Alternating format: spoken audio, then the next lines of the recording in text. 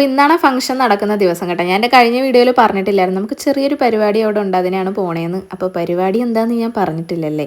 ഞങ്ങളുടെ ഇവിടെ 40 കുളി എന്നാണ് പറയുന്നത്. ഡെലിവറി കഴിഞ്ഞിട്ട് നടത്തുന്ന ചെറിയൊരു ചടങ്ങാണ്. എല്ലായിടത്തും അതാണോ പറയുന്നതെന്ന് എനിക്ക് അറിയത്തില്ല കേട്ടോ. എൻ്റെ മൂത്തുമ്മാടെ മോളുടെ കുഞ്ഞിൻ്റെ പരിപാടിയാണ്. അപ്പോൾ ഞങ്ങളെല്ലാവരും കസിൻസ് എല്ലാവരും വന്നിട്ടുണ്ടായിരുന്നു. അത്ര വലിയ പരിപാടിയൊന്നും ഇല്ല കേട്ടോ, ചെറിയ മിനിമലായിട്ടുള്ള രീതിയിലാണ്. പിന്നെ പരിപാടിയുടെ ഡീറ്റെയിൽ ആയിട്ടുള്ള കാര്യങ്ങളൊന്നും ഞാനിതിൽ കാണിക്കുന്നില്ല കേട്ടോ. ഏറെക്കുറെ ആൾക്കാരും യൂട്യൂബിൽ അങ്ങനെ വരാൻ ഇഷ്ടമില്ലാത്തവരാണ്. അതുകൊണ്ട് തന്നെ കുറച്ച് ക്ലിപ്സൊക്കെ ഞാൻ എടുത്തിട്ടുള്ളത്. ഈ ഒരു കുഞ്ഞു വളയാണ് കേട്ടോ. അപ്പോൾ ഞാൻ വാങ്ങിച്ചത്. അങ്ങനെ വളയൊക്കെ ഇട്ട് കൊടുത്തിട്ട് നേരെ ഞങ്ങൾ ഫുഡ് കഴിക്കാൻ വേണ്ടിയിട്ടിരുന്നു. കാരണം ഞങ്ങൾ ഇപ്പം തന്നെ ഇവിടെ നിന്ന് ഇറങ്ങും, തിരിച്ച് പാലക്കാടേക്ക് പോകാൻ വേണ്ടിയിട്ട്. കുറേ നാളായിട്ടാ ഞാൻ എൻ്റെ നാട്ടിലെ ബിരിയാണി കഴിച്ചിട്ട്. പ്രത്യേകിച്ച് ഈ കല്യാണം അങ്ങനെയുള്ള പരിപാടികൾക്കൊക്കെ പോയിട്ടുള്ള ബിരിയാണി ഒരു സ്പെഷ്യൽ ടേസ്റ്റ് അല്ലേ. അപ്പോൾ നല്ല ടേസ്റ്റുള്ള ബിരിയാണി ആയിരുന്നു. നല്ല രീതിയിൽ വയറ് നിറച്ച് കഴിച്ച് അപ്പം തന്നെ ഞങ്ങൾ അവിടെ നിന്ന് ഇറങ്ങിയിട്ടുണ്ടായിരുന്നു. രാജിന് വർക്കിന് പോകേണ്ടതുകൊണ്ടാണ് കേട്ടോ ഞങ്ങൾ അന്ന് തന്നെ തിരിച്ചു പോകുന്നത്. ബസ്സിലിരുന്നപ്പോഴാണ് ഒരു നരച്ച മുടി എൻ്റെ കണ്ണിൽ പെട്ടത്. അപ്പം തന്നെ ഞാനത് പറിച്ചെടുത്തു കേട്ടോ.